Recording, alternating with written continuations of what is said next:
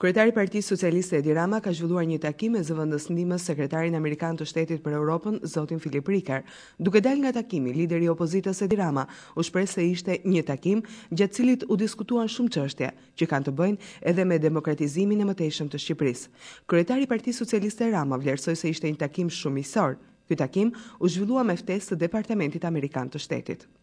Kryetari i Partisë Socialiste Edi Rama është pyetur nga mediat që qëndronin në pritje të përfundimit të takimit. Komente ishtem për Top Channel, lidhur me takimin. Ishte një takim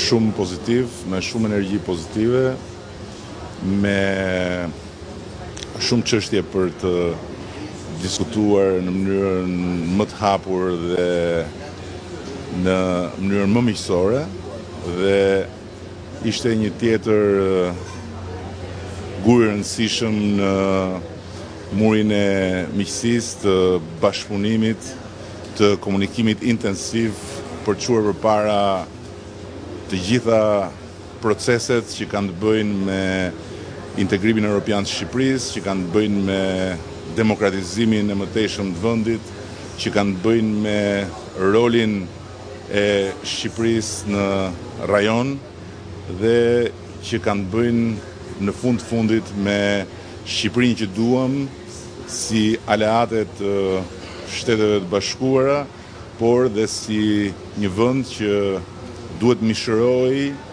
vlerat që mishëron aleati ynë më i madh. Çfarë mesazhi ka Departamenti i Shtetit për opozitën për Shqipërinë? Për këtë duhet pyesni Departamentin e Shtetit, por unë mund t'ju them se jemi jo vetëm të kënaqur, por dhe të frymëzuar në këtë takim.